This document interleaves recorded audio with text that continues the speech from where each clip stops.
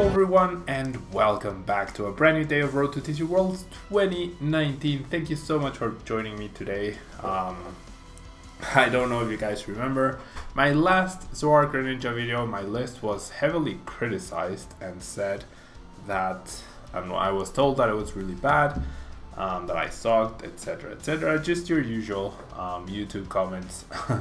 But anyways, ever since the Unbroken Bond set came out, of course Reshizard is pretty good, of course even Gardevoir Silver is pretty good. I didn't give too much credit to this card. It just feels like it's not as powerful, but it did top 8 at a special event just last weekend in Malaysia, I believe. So someone made it work, right? I don't believe there were too many participants at the event, but that doesn't take away from the credits for the deck's performance. There were quite a few top players at the tournament from the region, and so I present to you Zoroark-Greninja's Redemption. We have Zoroark-Greninja Tag Team with 250 HP. Its Dark Pulse attack does 30 damage plus 30 more for every Dark type energy that you have in play attached to all of your Pokemon.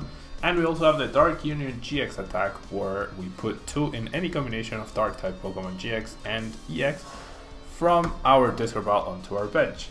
And if we have at least 1 extra energy attached to this Pokemon, we attach 2 energies from the discard pile to each Pokemon. So that is why we have Incineroar GX.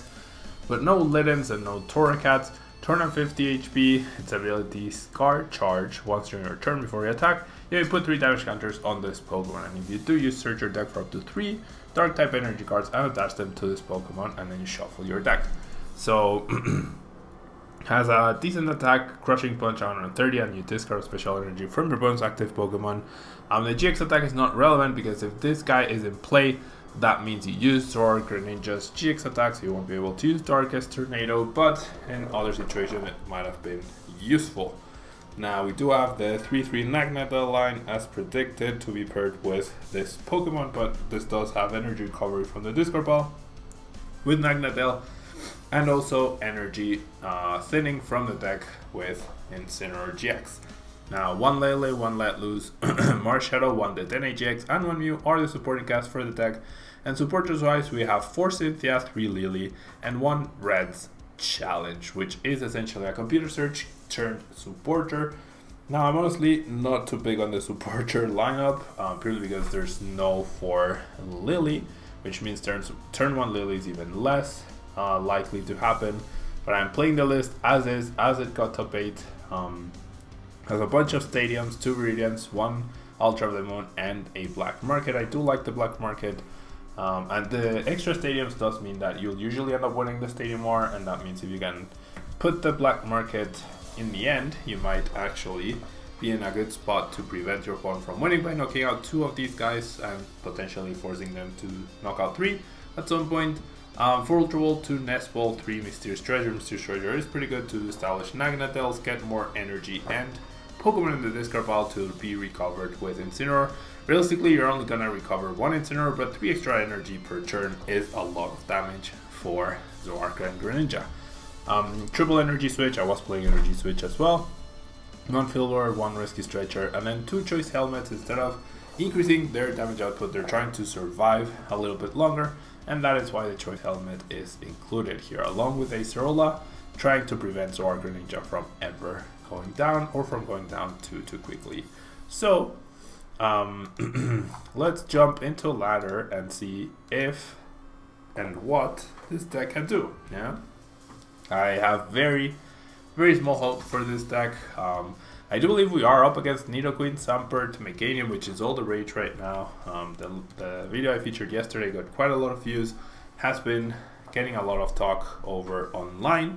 It does have a pretty good Reshizard matchup, I do believe, so that could be a reason why. And this hand is actually pretty good, especially since we are going first. We should be able to turn to Dark Union GX for this very Incineroar you guys are looking at right here. which is really nice. The Choice Helmet is not very useful against my opponent's deck. Not the biggest of deals, however. I will play down the Meridian Forest. I will discard an energy for another energy. Don't expect my opponent to judge my hand away, which is really nice. I'll go ahead and play this, and then I'm gonna Lily for Lily, and then I'm gonna have the Dene for next turn. I guess you can get turn 1 Lily with this as long as you find the Lily, which is pretty nice, or the Ultra Ball. I do not find, I did not find a single Poipole, which is not ideal. And if my plan is to use, well, I can use the Viridian Force to discard the Incineroar. I probably should have done that, actually. So I'm just going to go ahead and pass. Using the Dena here would be a little bit too wasteful, I would say. I do think quite a bit. That seems a little bit excessive. I will, however, try to get Marshadow let loose next turn, depending on what my opponent goes for with this greens. Yeah. We'll see. Did he fail the greens?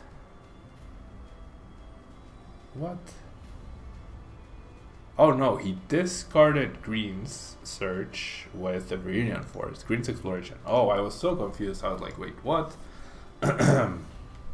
Since this deck, since this card doesn't give you any notification about what your opponent was doing, I was genuinely very confused. Okay, so I'm definitely going to end up using the GX attack this turn, because it will immediately increase my damage output quite a bit.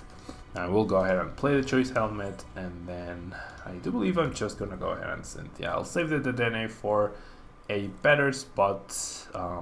Really could not have asked for a better hand, honestly. This is actually insanely good. I won't have space for another Zoroark-Greninja GX, but that is a-okay. And now I even find, potentially, I could have had double Incineroar, which is really cool. But I will go ahead and simply Dark Union GX. I will establish the Incineroar, and that means with the Viridian Forest, the Mysterious Treasure, and Incineroar's ability, I won't be drawing any cards, but I will be taking a prize card every single turn from this point onwards, and that must be pretty scary for my opponent to be staring down. The let loose also means my opponent's hand probably not going to be too great. Does find double Nestball, which is nice, but we even have resistance to Nidoqueen, which is actually pretty cool. Rare Candy into Meganium, and gets a clean Lily, so a pretty nice let loose for my opponent, right? I would expect a Swampert here to be established, perhaps a Nidoqueen, but what's going to happen right now is I'm going to be taking a prize card every single turn. No stage 2 found by my opponent, and I simply top deck this other Nagnadel, which is pretty insane.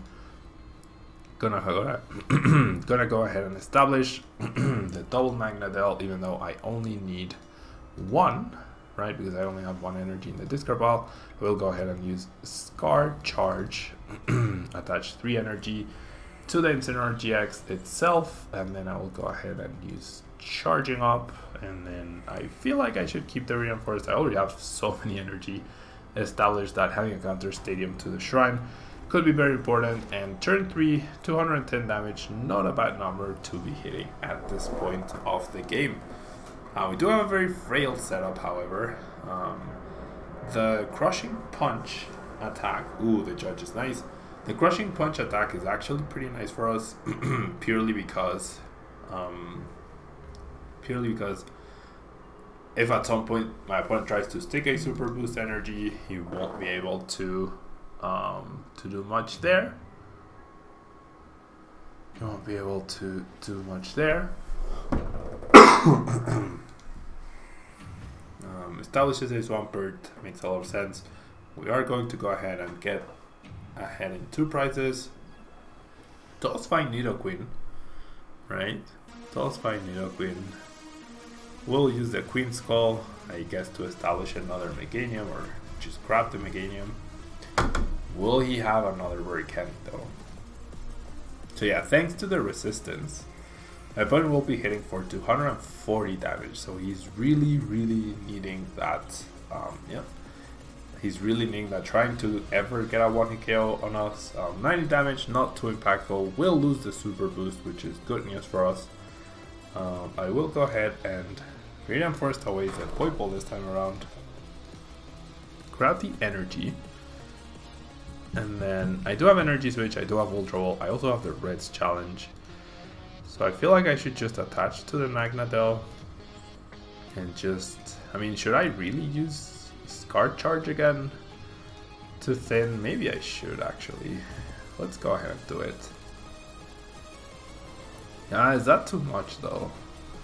Does that open up a very easy Guzma KO play for my opponent? I mean, if he Guzma KOs this guy, then I have the Magnadels. I don't need that much energy in play to actually get knockouts. And I'm hitting for 330 damage. And I'm also potentially able to establish black market. What? I still have a sore throat, guys, so I apologize for that. The deck is working out pretty nicely. Color me impressed. We will call this video Greninja Zoroark-GX's Redemption.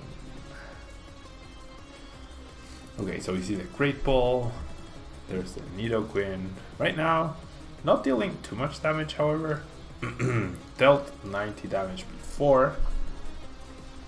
So with, I assume, 4 evolutions, right? Potentially 5, but more likely 4. Yeah, there's a Mudkip, quick ripening onto a Swampert, I would imagine. Even with 4, like now my opponent needs Rare Candy Meganium off of this Swampert to actually be able to do a lot of damage, and also needs to find energy. There's a Pokegear, not a bad card to find, probably for a Lily. Actually, it's a Greens, so not very useful now that my opponent has 4 Pokemon with abilities. Greens is really good early on, but after that, it's just really, really bad.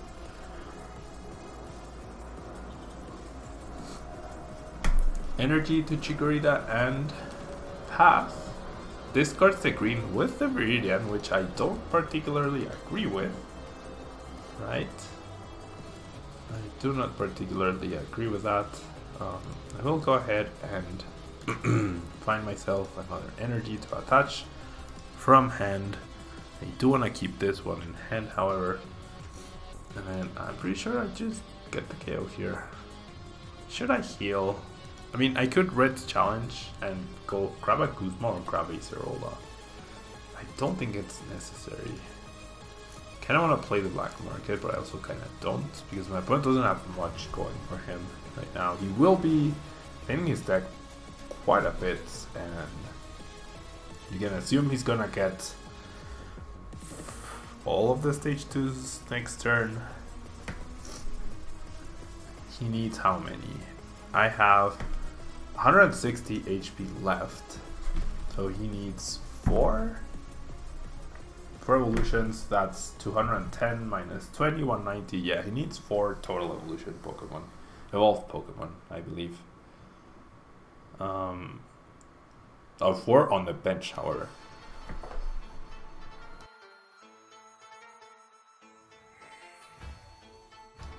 Okay, so second power draw. Falling a little bit behind here, I'd say. My opponent doesn't get this knockout, it's gonna be trouble for him. There's the Nidoran. There's the second power draw.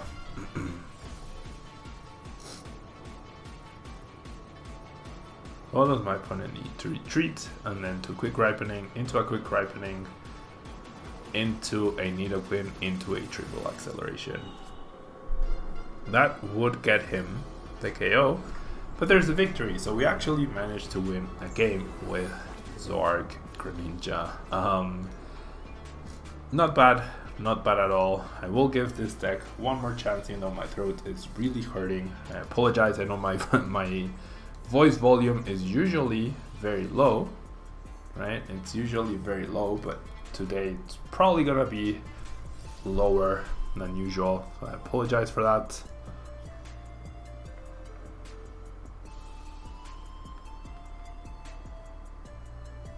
Okay,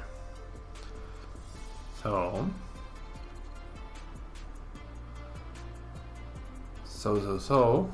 Theox is choosing who goes first. Obviously going second is not ideal with this deck, or any deck really. Not the biggest of deals.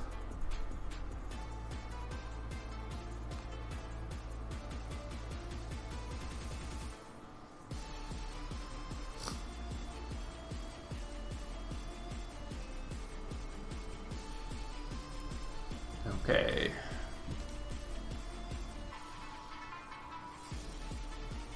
So there's Zoroark Greninja, so not a bad start at all.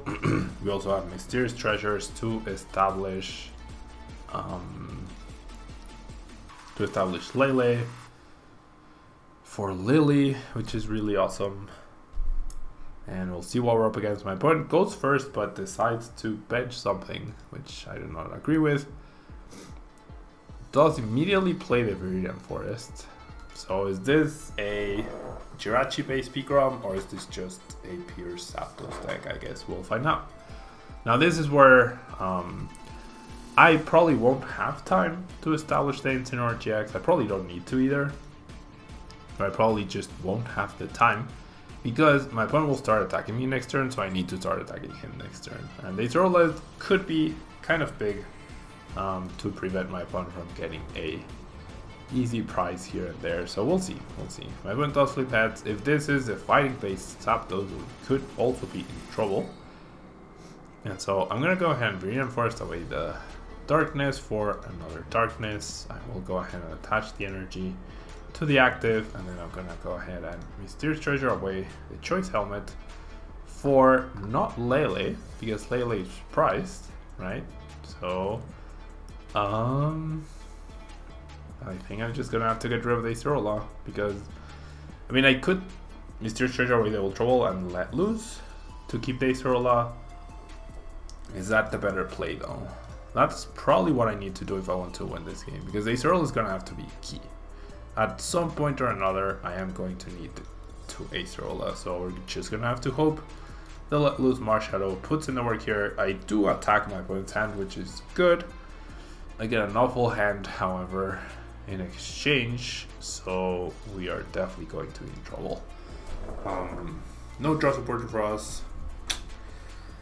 Starting the Zoroark was pretty unlucky. If it had been anything else, I wouldn't have minded just Ultra Balling for the Dene. Ultra Balling for the Dene would have been perfectly okay by me. But yeah, we see the Cynthia. Our best hope is that my opponent whiffs an attack. Will escape rope, so I actually don't mind giving up on the Marshadow. It saves me damage, which is good. Saves me damage, which is really, really awesome. And yeah, we shall see. We shall see. Does play a Guzma, interestingly enough. Does play a Guzma here. And deals 110 damage. So I top deck Nagnadel, so that means I can get a knockout, which is pretty lucky. Thanks to the energy switch, I will be able to get a knockout here. My opponent, we know he has a Cynthia in his hand. Not sure on if he's holding an Electro Bar or not, but we're gonna respond with AKO. If this Zoroark gets 2 prizes, then we should be fine. The issue is another. He already has a choice band, so just 1 Electro Power is perfect knockout for my opponent. That's the biggest issue here. That is the biggest issue. That is the biggest issue. Okay. We see the switch. Trading 1 prize for 3 is not great. We do see the Cynthia, so big hope on my opponent whiffing Electro Power.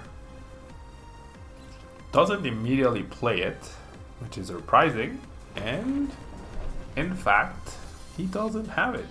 So oh, what a top deck. So the deck is telling me, dude, Pablo, you really should have given me a chance when you had the chance.